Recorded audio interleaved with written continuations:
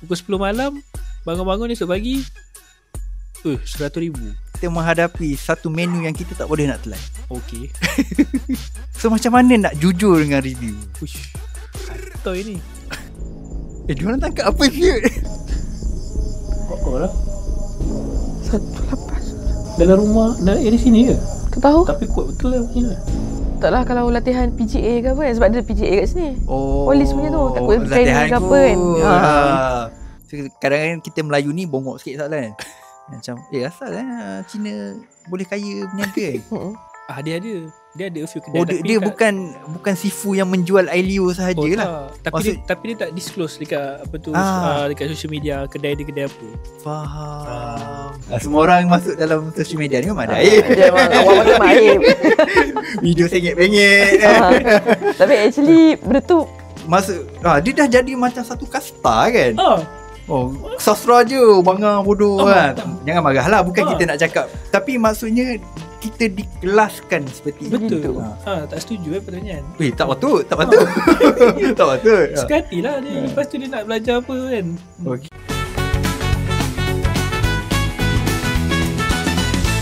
Podcast ini dibawakan khas oleh Tenang MY. Kalau korang dah bosan dengan desain-desain baju korang boleh check out Shopee Kedai Tenang untuk desain-desain yang trending dan up to date. Jangan lupa follow Facebook, Instagram, TikTok Tenang MY. Saya pun happy lah bila diorang pergi ke situ kan. Dia macam diorang praktikal dekat industri, lepas tu diorang grow boleh buat sendiri sampai another level lah. Betul. Even dekat High Council pun, dekat end credit pun still pakai nama FKK Heroes macam tu. Nama YouTube kita. So ada a few subscriber yang notice benda tu. Macam gila FKK yang buat High Council je. Padahal untuk post production je, untuk editing kan. So dah tak buat lagi aku. Untuk in team dah tak.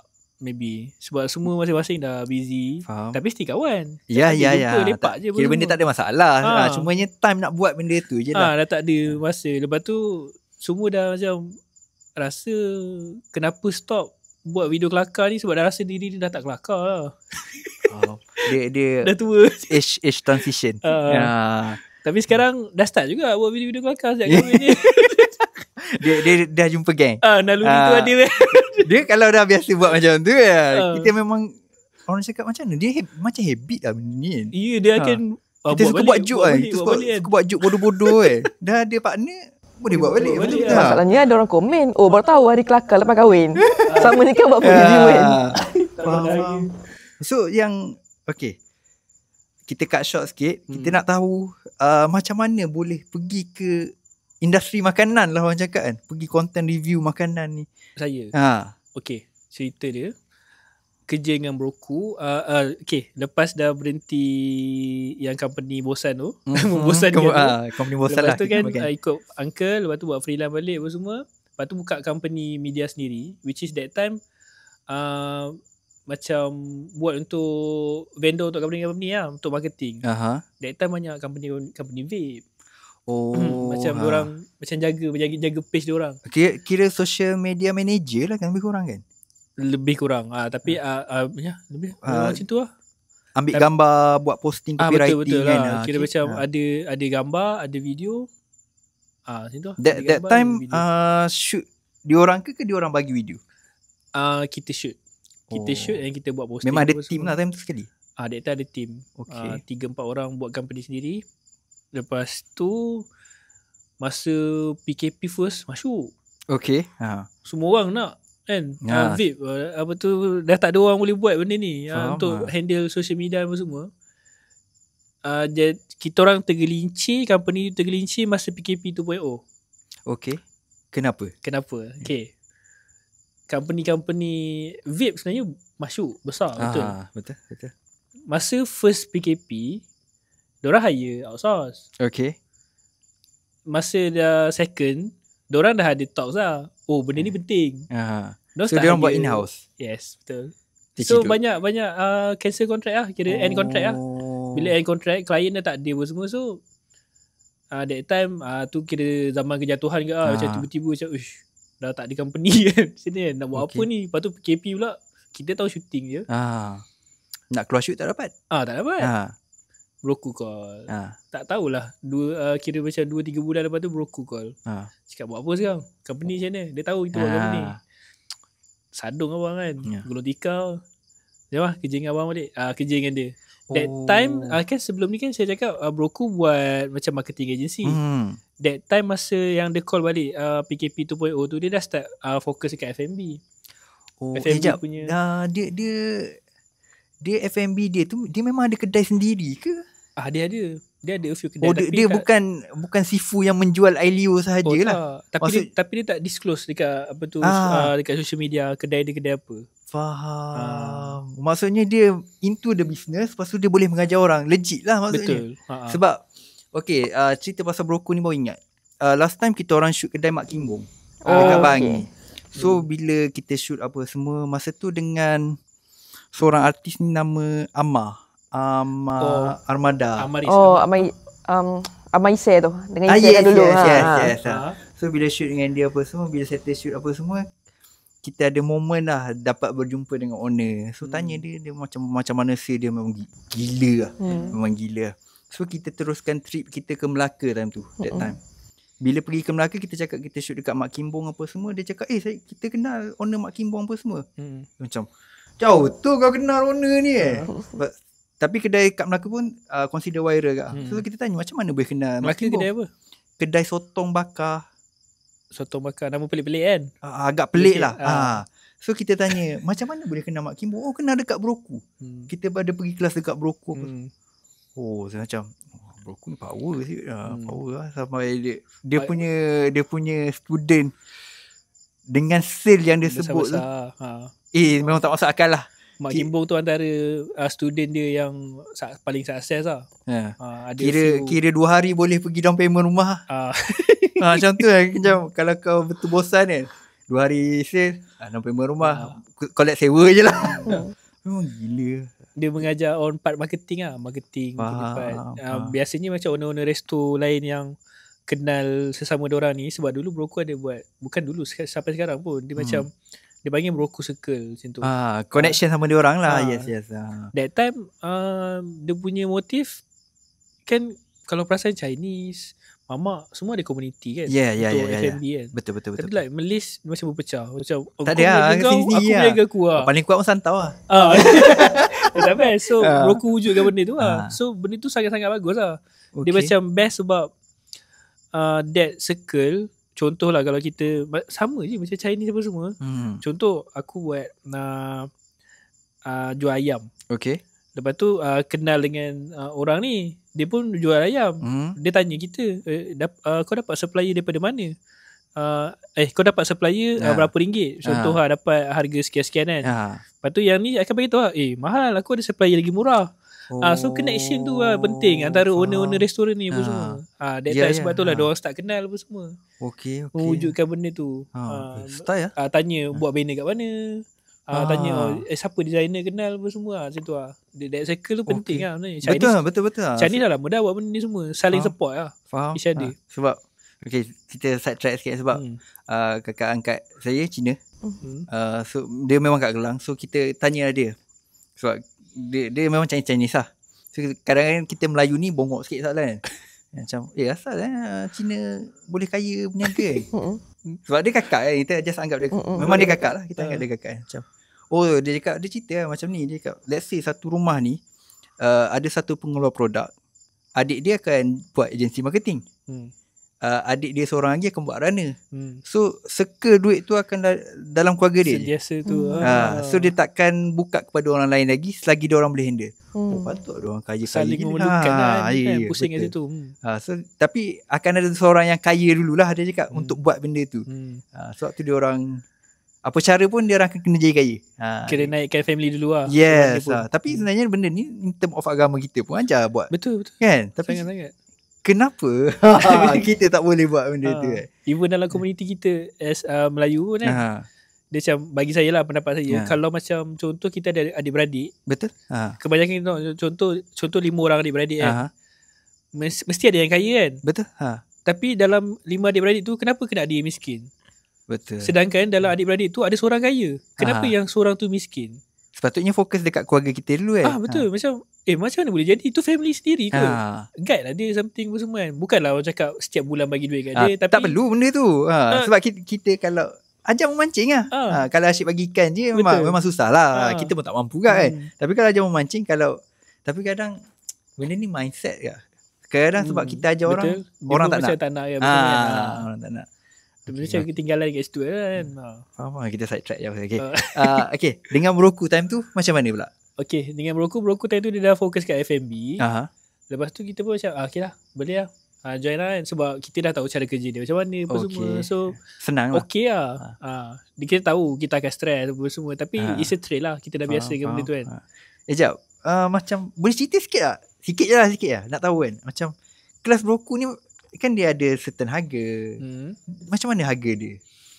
Dia starting daripada yang paling murah RM50. Itu kalau like very broad lah. Basic lah, basic. Lepas tu ada yang sampai puluhan ribu macam tu lah. Even dia pun ada bagi tahu kat social media apa semua. Yang tu macam one to one punya coaching lah. Okay. Berapa puluh ribu tu saya tak boleh disclose lah. Yang tu lah. Just roughly lah. Dia ada yang paling murah, yang paling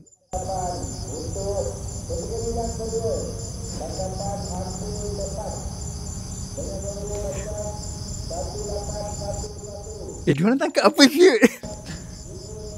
lah 1.8 dalam rumah dari sini ke? Tak tahu. Tapi kuat betul lah punya. Taklah kalau latihan PGA ke apa kan. Sebab ada PGA kat sini. Polis punya tu. Takut training ke apa kan. Kerjaan dah hanya ada banduan lagi ke? Agak gila. Aku datang sini. Kita pula outdoor ni. Kan dia lagi masuk podcast kan. Mampu aku. Dah satu hal pula nak menjawab. Okay. So dia ada few option untuk kelas dia lah. Yes. So ada personal coaching and ada macam like very broad dalam dewan macam tu. Macam dia adakah ia merangkum dia sekadar marketing sahaja atau ia merangkumi cara pengurusan ke apa semua ke? Pengurusan ada, accounting ada, video pun ada, marketing pun ada. Dia merangkumi semua lah kalau dengan Broku ni semua. At first dia start dengan marketing dulu. And bila demand tu dah ada, macam diorang tanya dari segi pengurusan duit macam mana pula benda semua kan. So Broku open that ni lah. So dia minta tim-tim yang mengajar lah, yang dia start hire orang yang berkelayakan untuk ajar bidang tu. Merangkumi semua lah, HR, accounting, cara buat video apa semua. So daripada situ barulah start buat konten makanan ke macam mana? Ke mendapat connection daripada situ ke Sailang Broku ke? Tanya je ni kan. Panas lagi Broku tahu. Cerita dia, saya mengajar. One of tenaga pengajar jugalah. Bahagian video. Kita ajar orang macam mana nak buat video marketing, video TikTok, macam mana nak buat review. Time tu dah ada TikTok semua lah. Dah ada TikTok dah ada. Kira back then lah. After that, sebelum tu macam stay di IG, Facebook apa semua. Lepas tu TikTok masuk kan. Lepas tu kita mengajar. Kita dah reti dah buat benda tu. Time tu sebenarnya dah dekat fasa dah start kerja dengan Broku. Dah give up lah buat konten ni. Dah cukup. Aku kerja dengan Broku dah cukup. Kira I'm done. Dah rezeki aku dah bukan dekat buat content creation dah ni. Mengajar orang boleh lah. Boleh reti buat. Lepas tu ada satu restoran ni yang saya ajar macam mana nak buat video marketing lah. Ajar and saya buat. And saya tunjuk contoh and saya bagi kat dia video tu. Saya cakap Kak, ni video dia nanti akak post lah. Cakap okay, nanti akak post. Macam seminggu lepas tu kan tak post kan. Kita macam pelik lah, asal tak post kan. Dia tak percaya aku. Agak kecewa. Macam agak kecewa. So kita mengajar dia, walaupun maybe sebab tak ada proof lah. Macam kau siapa, kau ajar tapi kau pun tak pernah ada account benda semua kan. Tak pernah viral pun apa semua kan. Dia tak tahu dulu kita buat YouTube tu. Satu malam yang membosankan, kita tengah baring-baring macam bosan. Boleh lah kat TikTok sendiri. Saja. Video klien tu lah. Video klien tu. Memang pakai suara saya. That time video simple je. Macam video tunjuk dia punya restoran, makanan dia. Lepas tu voice over. Macam tempat ni padu lah. Macam tu lah. Typical lah, template punya style lah. Post pukul 10 malam, bangun-bangun esok pagi 100,000 view di TikTok.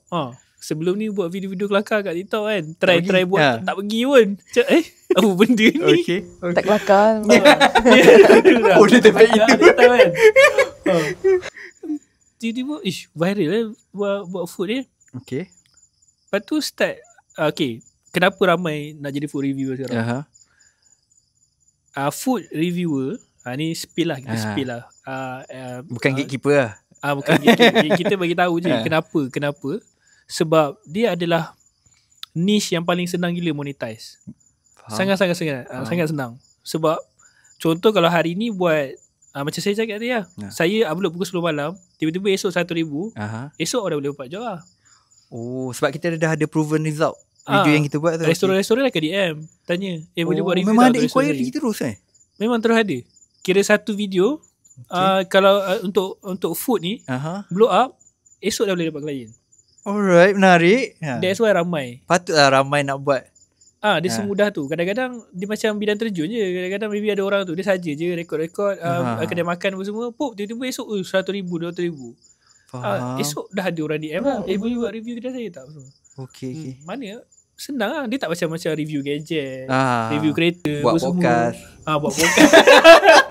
Dia bukan buat podcast hari ni esok dapat je kan. Tak macam tu. Sama macam buat video-video komedi apa semua. Tak pun. Dia tak, bukan hari ni buat video lawak, malam ni dapat 100,000 view, esok tak dapat job lagi. Okay. Tapi makanan tak. Dia punya inquiry tu senang dapat lah. Senang. Hari ni viral, esok dah ada job. First job dapat apa? Scroll balik history. Tu jauh sangat tu. First job lama sangat. Tak ingat. Sangat-sangat tak ingat. Okay, kita bila buat food review kan, kadang-kadang kita menghadapi saja buat hal. Kita menghadapi satu menu yang kita tak boleh nak telan. Okay. So macam mana nak jujur dengan review? Kantoi ni. Tengah fikir menu apa tak telan tu. Tapi biasanya semua okey lah kan. Kebanyakannya okey. Dia macam adakah disebabkan kita membuat review, kita terpaksa mengolah sedikit cara penyampaian kita, ataupun kita hanya berterus terang?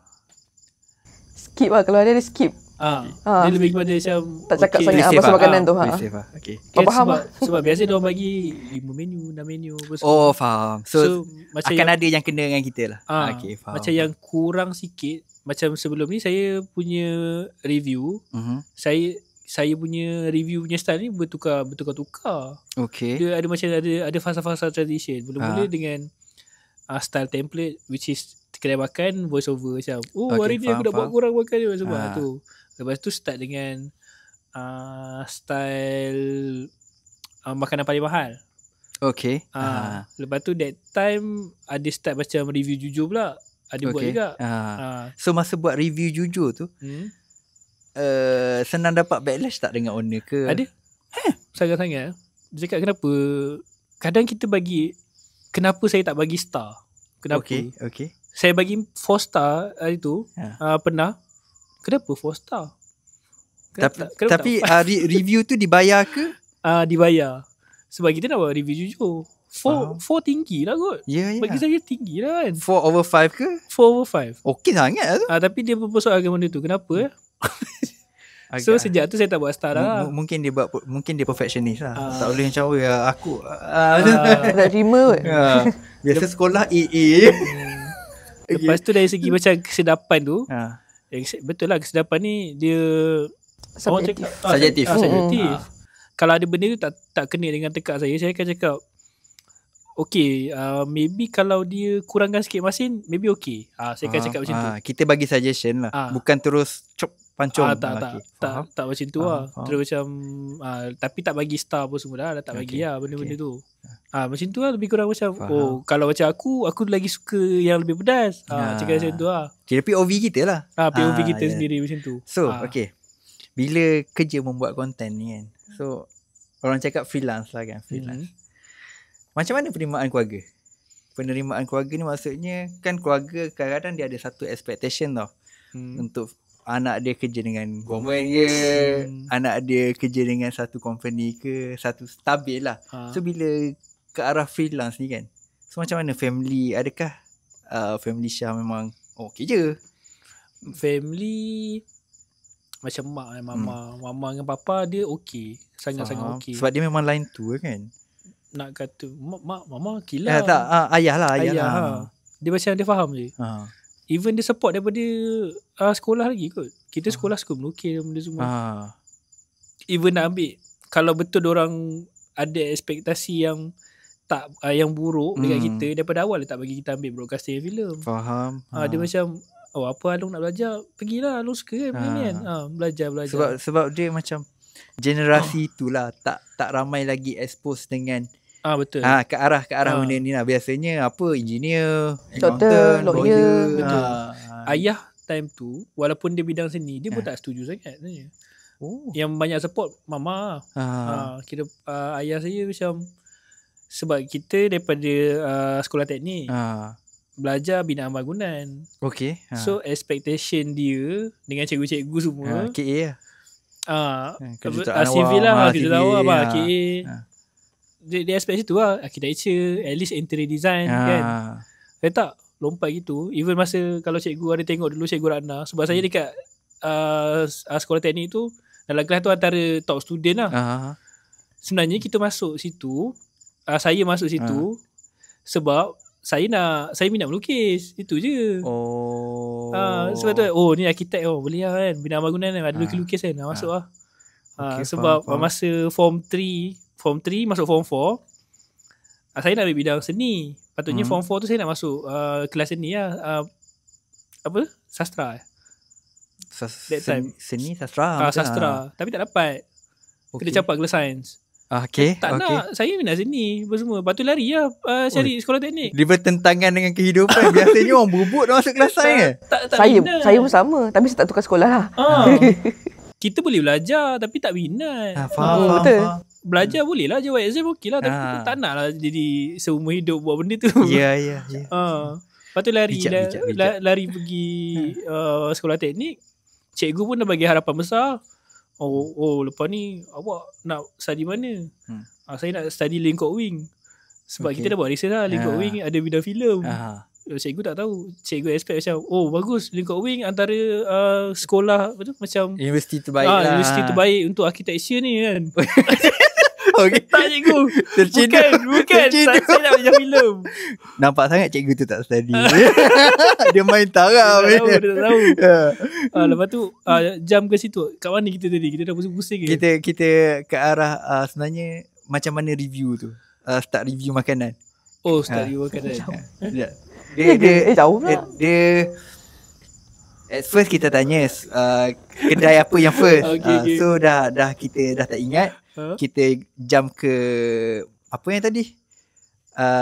Best ke tak best makanan. Lepas tu pergi ke melencong ke sini lah. Tak apa, tak ada hal. Memang kita banyak side track, tak ada hal. Itu nak cari point balik. Ke mana? Macam mana boleh ke sini? Sekejap. Okay. Dia beranak soalan tu. Soalan dia beranak. Sebab dia memang saya style podcast saya. Obviously saya tak study. Saya tak study karakter tu siapa. Sebab saya takut nanti bila kita tahu banyak, kita tak ada soalan. Betul. So bila kita dah macam ni, okay macam tu lah. So okay. Sebab halangan mak bapak. Halangan mak bapak. Itu. As freelance kan. Lepas tu after dah habis sekolah tu, mama tanya nak study mana. Okay. Ni pun ada benda yang boleh spill kot, yang pasal yang mana? Apa tu, nak masuk UiTM benda semua tu. Kenapa? Apply, of course lah. Apply, mestilah kita nak university government kan. Sebab murah. Yes. Kan. Apply UiTM, apply politeknik, tak dapat. Kita apply bidang filem lah. Broadcasting and filem kan. Memang susah nak masuk bidang tu. Overqualified. Tu jawapan dia. Overqualified. Kita apply sebab saya punya SPM okey lah. 4A 3B 1C. 1C tu matematik lah. Jujur lah. Sekejap, dia ada macam tu Kalau saya pun baru tahu ada. Sebab saya pun mengalami nasib sama. Kan saya apply tadi tak dapat masa lepas habis SPM tu saya pergi form 6. Lepas tu saya pun baru tahu benda tu. Sebab kita orang kira dekat sekolah antara best student lah. Perform. So bila kita orang borak dulu macam soalan bongok ni kira dia macam bongok dan kurang ajar lah sikit. Takkan dia nak letak orang-orang bongok je ke situ? That's why lah. And saya dapat tahu pun sebab macam ada family yang kerja dekat bahagian-bahagian selection untuk UiTM tu kan. Saya tanya kat dia, time raya dia tanya saya, ada apply ke UiTM semua? Dah apply dah. Cakap apply apa? Filem lah, Politeknik dengan UiTM. Cakap tapi tak dapat. Cakap kenapa tak dapat apa semua kan. Lepas tu Ajal dia pergi check. Lepas tu dia pergi check apa semua. Cakap Along overqualified. Kenapa tak ambil apa tu civil ke? Tak ambil arkitek ke apa semua kan. Cakap tak boleh. Tak boleh. Lepas tu dia bagi macam plan lah. Dia cakap tak apa, masuk dulu.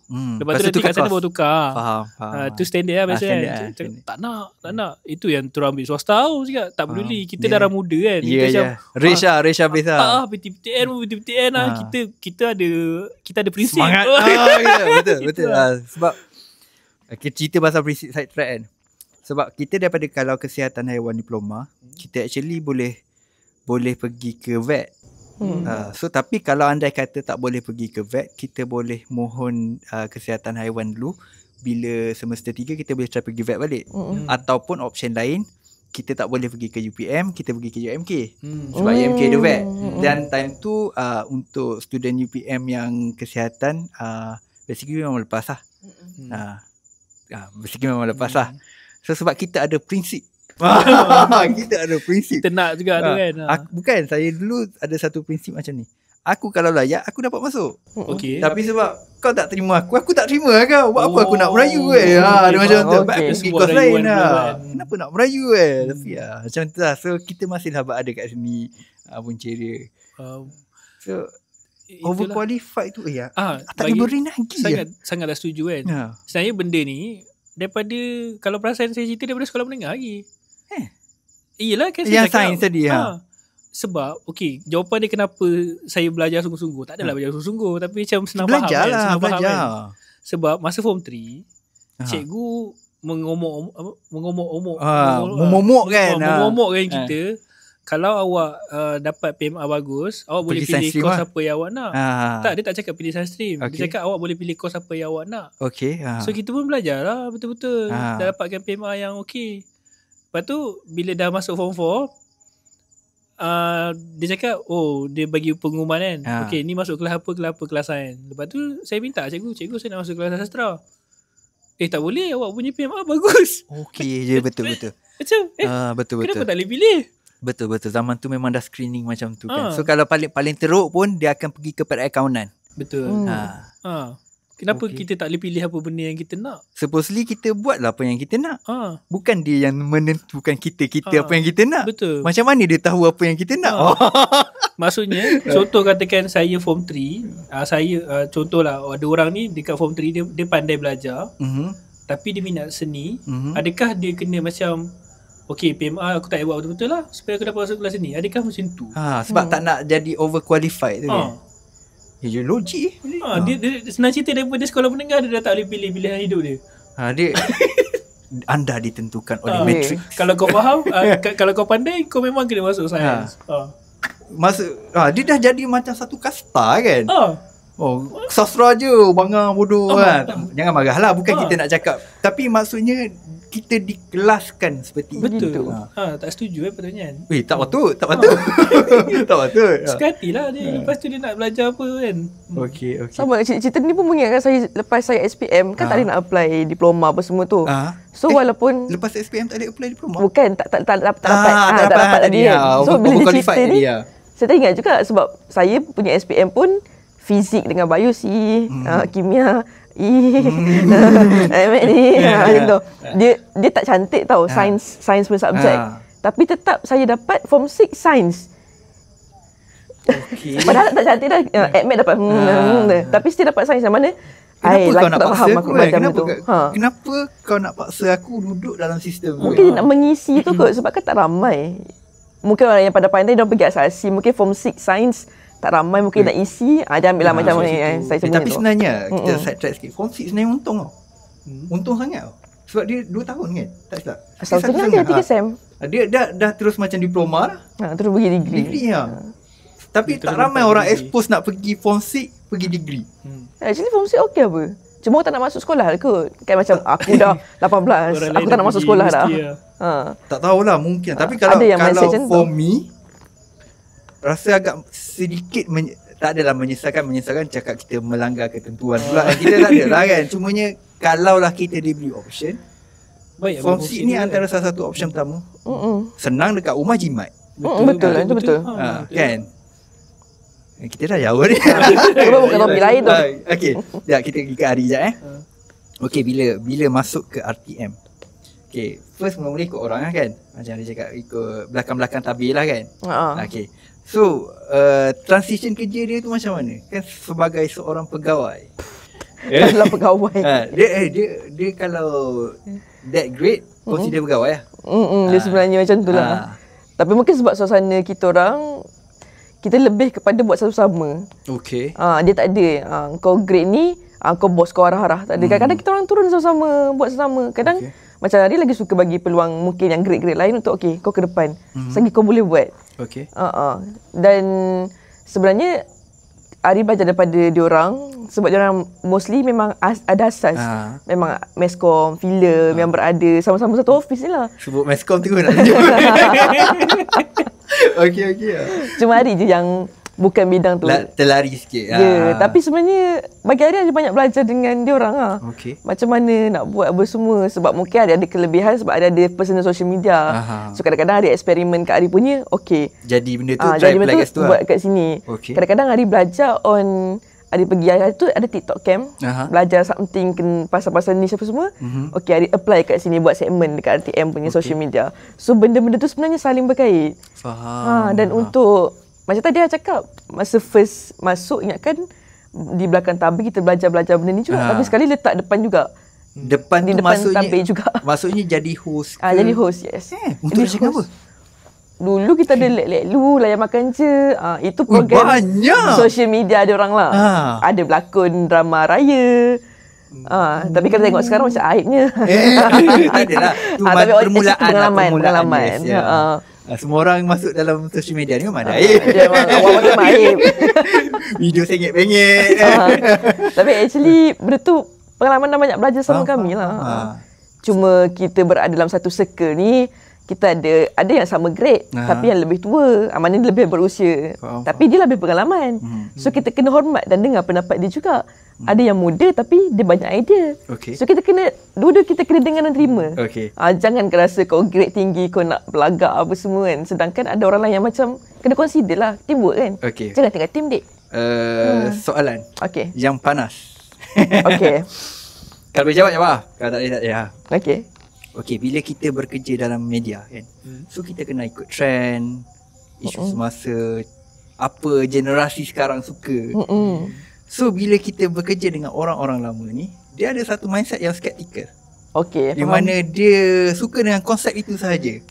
Kalau contohlah istilah media ni saya tak pandai sangat. Tapi kalau contoh dia suka long shot, dia long shot je sampai ke habis. Dia tak ada nak tukar angle ke apa. Adakah benda ini terjadi ketika bekerja ataupun diorang menerima untuk keterbukaan trending sekarang? Sebenarnya sebab saya dah 6 tahun kat sini. So dia ada transition daripada zaman yang dulu. Social media ni kiranya RTM official tu macam yang start dulu trend yang macam joget-joget apa semua macam serius lah kerajaan joget. Tapi itu kita orang ikut trend. Dan pernah lah macam adalah senior-senior yang bosses lah macam apa kau nak terkinja-kinja macam tu. Kita kerajaan kot. Apa yang kau buat? Buat apa tu kan. Tapi bila lama-lama orang dah makin faham. Orang dah macam faham. Diorang buat ni ikut trend. So ikut trend, orang tengok, orang datang kak sebab kita official. So kita promote semua. Channel pun kita, drama, TV, sukan, semua kita promote sebab kita official RTM. So dia akan ada pendapat-pendapat yang tak sependapat. Ada juga yang macam kita tak adalah kata pendapat dia tak diterima. Cuma ada yang macam lain sikit ni tapi kita akan apply tapi cara kita. So lama-lama dia orang akan faham. Tapi ada yang tak faham juga, tak apa. Nanti lama-lama dia faham juga. Lama-lama dia faham. Boleh menerima lah. Mungkin sebab kita akan cuba fahamkan dia orang lah. Mungkin kita sebab lain. satu agensi berlainan, dia sifat keterbukaan dia lain lah. Sebab mungkin exposure apa semua kan. Itulah. Faham. Cuba kena adaptasi lah suasana tu. So selain daripada jadi host, pelakon raya, Pelakon raya, boleh lah. apa lagi yang buat? Social media konten yang short punya konten, live TikTok. Okay. TikTok live kalau RTM RTM ada. Ada TikTok 1.6 million. Tak, bukan. I mean Live. live. Ada. Sekarang pun mungkin dia orang tengah live sekarang sebab ada Merdeka. team yang dekat dataran. Oh ya, benda-benda macam ni. I see, faham. Nampak kan kita bukan live juga. Kita macam live kau nak live apa siul? Katakan jual produk. Macam kepala kita live ni ke? Live ni ke? Live event lah. Hari tu faham. tengok anak bulan Syawal, anak bulan Zulhijjah apa semua. Dia live hari tu dekat stadium. Dia tengok apa yang relate dengan RTM lah. Sebab RTM official kita cover semua. Faham lah. Cuma team tu bukan hari lah. Ada ramai lagi team yang semua macam ada idea masing-masing. So diorang akan improve dengan style masing-masing. Okay. Dia buat live dengan cara masing-masing. So sebenarnya yang menaikkan tu bukan seorang. Semua satu team. Lah. Okay. Satu team sebenarnya yang bekerja sesama untuk menaikkan social media official RTM. Okay. So bila bekerja dengan RTM kan, so dia ada orang panggil bukan vendor lah kot kan. Vendor dia macam Vendor orang yang beriklan dengan dia apa semua. ada. So Klien. klien. So bila klien yang power masuk apa semua kan. Let's say Ari handle klien tu. Adakah Ari akan mendapat komisen juga ke gaji still gaji itu sahaja? Ini bukan Ari punya unit. Ini kita ada unit lain. Bahagian marketing, bahagian pemasaran. Jadi kalau kata ada klien nak masuk untuk iklan, dia akan go through pemasaran dululah. Tak, I mean contoh let's say RTM close satu syarikat A, syarikat A buat iklan, Ari yang jaga production tu. So adakah ia akan memberi impak pada gaji ataupun still yang sama? Setahu Ari, sebab Ari bukan marketing, tapi setahu Ari sama.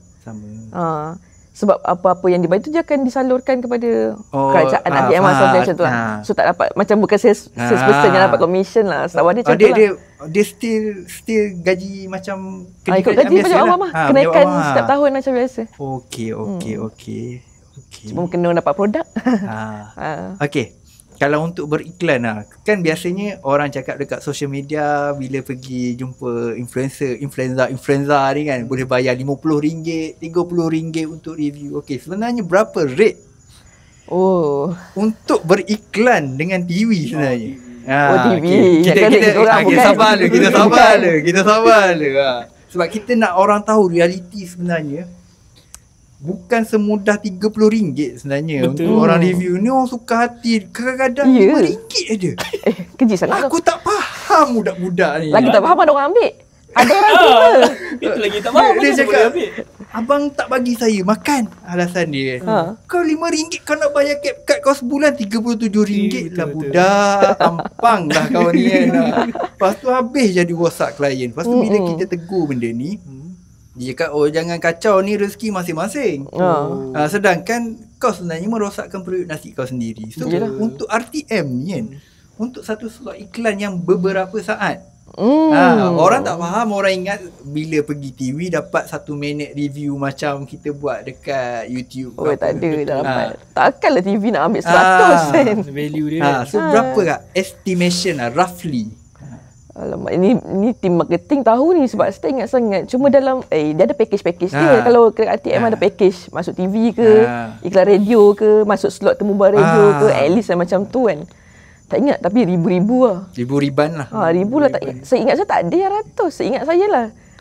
Sebab kita macam, sebab itu bukan bahagian kita. Kita tengok je. Okey dah. Macam tu Dato' je. Alif dulu pernah expose kan. Berapa minit? Tak sampai seminit kot. Seminit macam tu dekat TV3 pun RM10,000. Tapi orang tak faham value dia kat situ lah. Memanglah tak semua orang boleh masuk TV. Memang semua orang boleh masuk social media, tapi kerjanya sama je. Betul. Nak kena review kan. Okay. So bila dah masuk kita pergi ke Syahan. So bila masuk ke industri food review ni kan. Okay. So akan ada orang cakap, kita tak nak tahu exact amount ke apa kan. So dia first kali dia akan ada certain period yang kita akan ambil dengan harga yang murah ke macam mana kan. So macam Syah sendiri masuk industri untuk review makanan tu kan, bermula dengan harga yang rendah juga ke Ari pula Syah dah tak pandai demand harga time tu. Okay. Sebab saya daripada bidang yang orang cakap broadcast, filem, kita masuk-masuk kita dah tahu dah value kita. Ada exposure lah benda tu. Kita dah tahu value. Berapa patut dapat yang berbaloi at least. Cakap at least punya berbaloi lah. Sebab ada setengah, bukan setengah, ramai yang baru masuk bidang ni. Tiba-tiba ada nama, lepas tu dia bagi harga RM50. Under price lah. Dia terus bagi rendah, sangat rendah bagi saya. Saya awal-awal yang first dulu tu, saya beritahu starting lah. Starting mula-mula buat, time tu follower pun tak sampai 10,000 pun. Tak sampai 5,000 pun. Saya terus letak 300 at least. Faham. Terus letak. And ada lah orang kata, apa tu follower tak sampai 10k pun dah minta 300. Dia start main personal lah. Ada klien yang cakap macam tu lah. Ada yang tembak balik kan. Macam, mahal ni 300 kan. Follower pun tak baru berapa. Saya macam, that's my value lah kan. Macam lantak take it or leave it lah. Take it or leave it lah. Sebab bagi saya benda tu murah. Faham. Sebab kita kerja production kan sebelum ni. Kita tahu satu video sebelum ni pun kita buat beribu-ribu. Yang ni kira okey lah 300 lah kan. Yeah. So let's say lah time tu 300 untuk satu video ke beberapa video? Satu video. Okay. 300 satu video. Kira that time bagi saya pun dah kira murah dah. Macam okey lah tu kan. Okay. Kita tak nak tahu rate sekarang macam mana. So macam Syah buat sekarang kan, ada package dia ke macam mana? Let's say lah ada klien yang tengok video ni kan. So macam mana Syah nak pitching? I mean dia package ada. Package bersama pun ada. Okay. Tak apa sebab sambil-sambil kita beriklan. Sambil-sambil kita beriklan dalam ni. Package bersama as couple pun ada. And kalau macam contoh, ada a few kedai yang dia ada 2-3 branch, ataupun dia ada 2-3 brand berbeza. Kita boleh nego lah. Faham. Harga kan.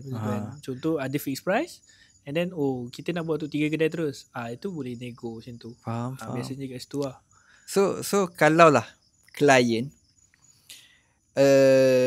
dia cakap kat sini tak ada orang buat konten. Okay. So dia nak hire Syah untuk buat konten kat tempat tu kan. I mean daily. Saya tak buat. Sangat-sangat. Dia bukan Puncanya benda tu dia burn out tau sebenarnya benda tu. Kalau buat macam contohlah katakan dia nak sebulan 30 konten kan, 30 video. Dia awal-awal kita rasa macam memang kita nampak macam senang je rekod pakai phone, lepas tu settle lah kan. Tapi lepas tekan button rekod tu, kita nak rekod apa? Faham. Itu yang orang tak faham. Takkan nasi kerabu je. Itu yang orang tak faham benda ni. Itu one of the reason lah. And satu lagi macam saya suka main game personal branding. Okay. Instead of macam terus nak kejar orang ni untuk buat konten banyak-banyak apa semua, kita naikkan orang tu macam tu. Dia lebih macam sama macam saya kerja dengan orang tu lah. Faham. Macam tu lah.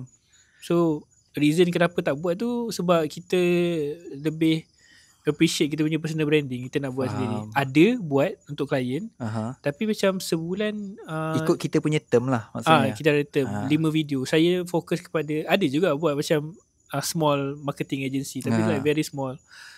Buat untuk klien sebulan 5 video untuk ads sahaja. Faham. Kira hard sale lah maksudnya.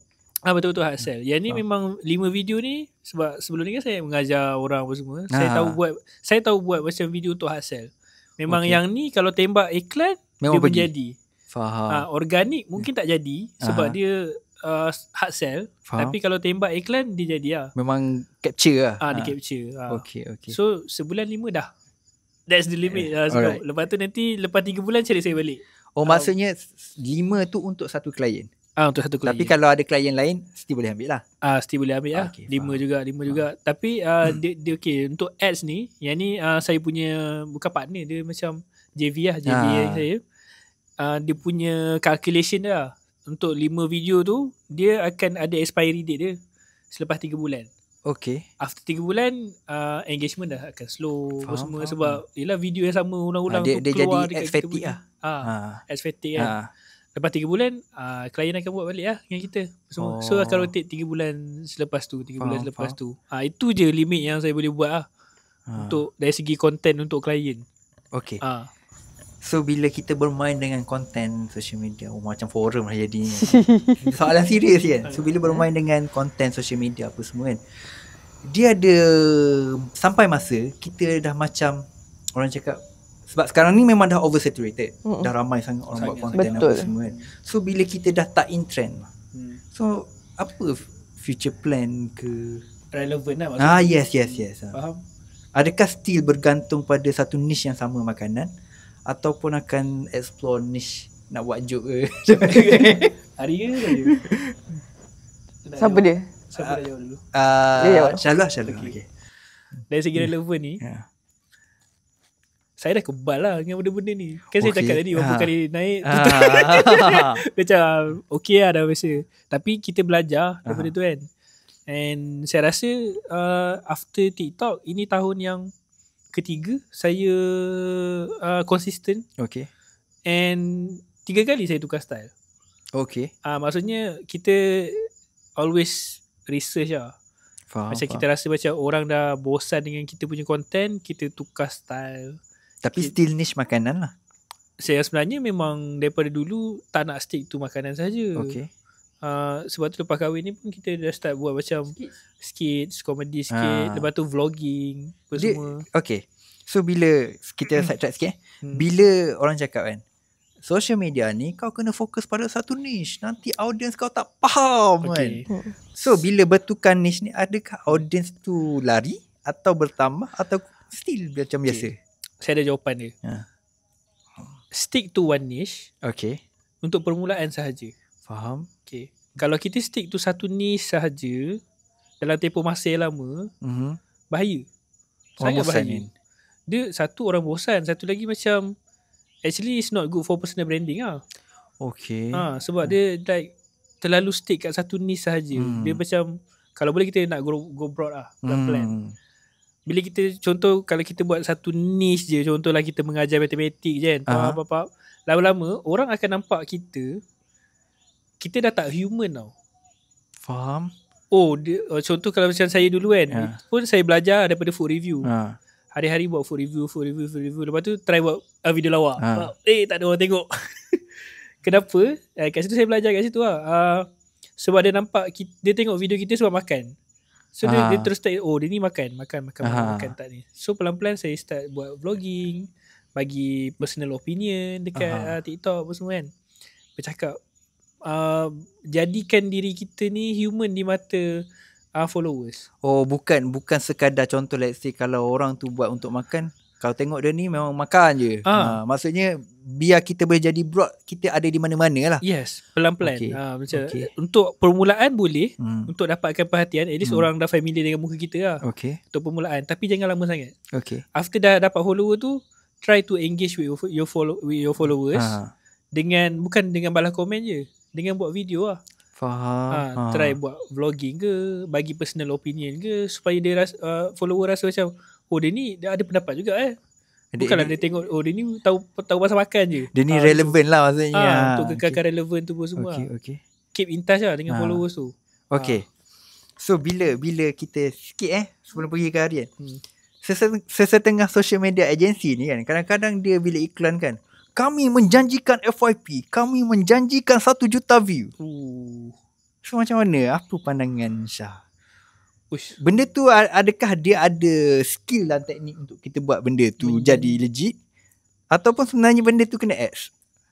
Agensi menjanjikan views tak boleh janji kan, melainkan dia push ads lah. Push ads confirm lah dapat. Confirm lah, obviously lah. Tapi kita cerita pasal TikTok dengan Meta. TikTok punya ads sistem dia tak cukup matang macam Meta lagi. Kalau Meta very targeted kan. Dia ada database kita. Dia pun dah berapa puluh tahun dah pegang kita punya database kan. Macam TikTok ni dia masih lagi broad. Kalau tembak ads tu, dia punya organic tu macam tak merewang lagi lah. Dia masih di awal-awal kan. Ada orang yang tak minat makan pun nampak video tu. Dapat video dekat orang yang minat gadget pula. So dia tak tengok benda tu. View dapat. Dia count that as view. Satu view. Tapi adakah dia target dekat orang yang betul? Dekat follower yang betul kan? Tak dapat engagement lah nanti. Tak dapat engagement. Dia menjanjikan benda tu dengan ads ya. Tapi benda tu impact ke tak, tu tak menentukan Orang cakap convert tak tahu tak tahu. Tapi kalau macam real organic, dia macam okay, lebih baik dapat 10,000 views yang convert daripada dapat 1 juta views yang tak convert, tak impact. Sebab saya ada ternampak lah 2-3 kali lah dekat Telegram, content creator punya satu Telegram tu, kami menjanjikan 1 juta view FYP guarantee trending. Berani macam gila. Memanglah video dia cantik lah, video dia cantik, tapi gila lah. So kita pun kadang bila kita berada dalam situasi macam tu, kita bekerja dengan orang, so let's say bos kita tengok, dia akan ada satu mindset skeptikal dengan kita. Kau sebenarnya boleh buat konten tak? Orang dah boleh janji macam ni kan? Okay. So dia mengibaratkan kita ni, kau sebenarnya tak pandai buat konten lah. Sebab tu orang tu dah boleh janji. Tak ada views. Bukan tak ada views ada. Dia nak lebih lagi lah. Okay. Dia nak lebih dan organik. Macam tu lah. So memang tak ada satu sifir lah orang cakap kan. Untuk macam mana dapatkan FYP besar semua tu. Konten yang bagus tu membantu, sangat-sangat membantu. Kita kenapa saya cakap bukanlah niche je yang akan buatkan kita kekal relevan kan. Tadi kan niche, sebab saya dah eksperimen benda ni lah, even dengan Ari pun. Okay. Dia sebenarnya a good content. Okay. Tukar niche pun, kalau konten kau best, orang tengok je. Itu satu. Define a good content tu macam mana? Okay. Banyak kan. Ada orang cakap quality kamera. Ada orang cakap ni dia storytelling. Okay. Memang storytelling macam mana. Hook sangat-sangat penting kan, of course lah. Kalau video tu power macam mana pun, hook tak ada untuk menarik orang untuk tengok video tu pun tak guna juga. Okay. First kali memang kena belajar macam mana nak buat storytelling. Make a good content. Itulah saya punya term of definisi of good content ni, bukan camera work ke apa semua, tak. Lebih pada onto storytelling lah. Storytelling. Macam mana nak sampaikan story tu